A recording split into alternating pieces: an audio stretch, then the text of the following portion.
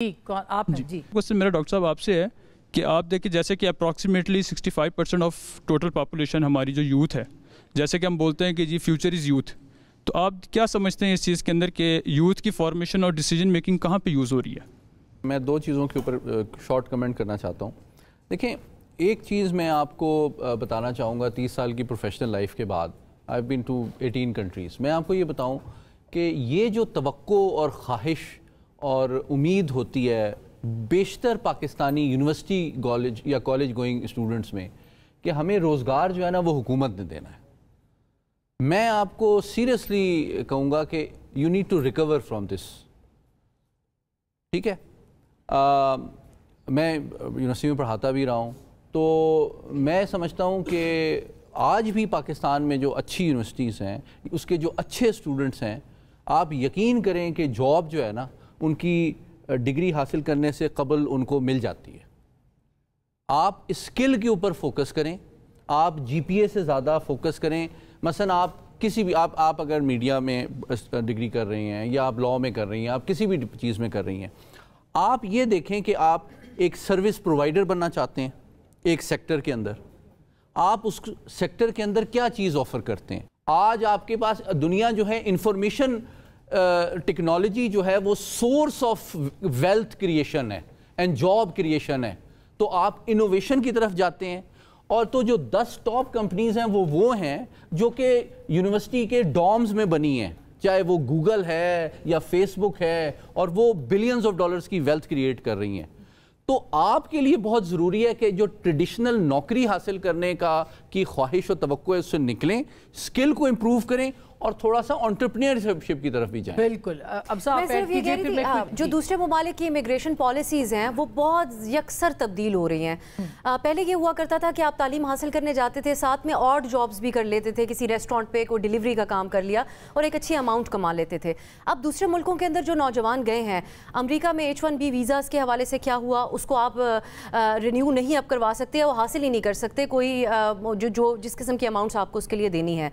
सो state level के ऊपर, ये नौजवानों के सोचने की तो बाद में बात है, स्टेट लेवल और तालीमी इदारों के लेवल के ऊपर भी इनको इस हवाले से बताया जाए कि पहले जो एक ग्रेजुएट कर लिया तो फ़ौरन अपनी डिग्रीज भेजने, अप्लाई करना शुरू कर दें और बस निकले मुल्क से किसी तरह, उस सोच को थोड़ा सा डिस्करेज करके हमें इनको पाकिस्तान के अंदर अपना मुस्तकबिल देखने के हवाले से भी आइडियाज़ देने की ज़रूरत है।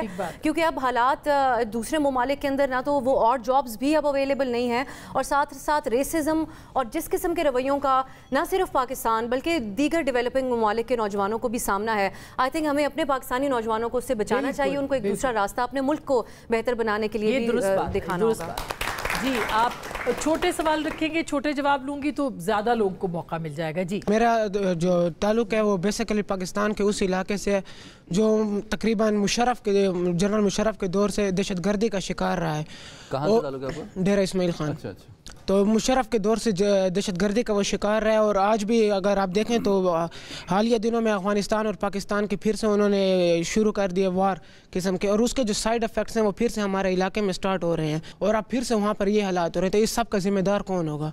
मेरा सर आपसे सवाल है शाहिद खान अब्बासी साहब से कि पाकिस्तान जो है ये मजहबी, सियासी और माशरती लिहाज से गहरी तकसीम का शिकार है, तो आप क्या समझते हैं कि इस सब का ज़िम्मेदार कौन है, और अगर आपकी जमात जो है वो हुकूमत में आती है तो इस हवाले से क्या इक़दाम करेगी? मेरा ताल्लुक बलूचिस्तान से है। शुक्रिया मैडम।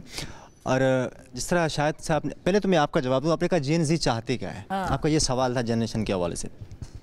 मैं भी उसी 2000 के बाद की पैदाइश हूँ, तो मेरी डिमांड सिर्फ़ और सिर्फ आईन पाकिस्तान है, उससे बड़ी कोई डिमांड नहीं है मेरी, क्योंकि आईन पाकिस्तान में मेरे तमाम राइट्स, राइट टू एजुकेशन या तमाम राइट्स हैं।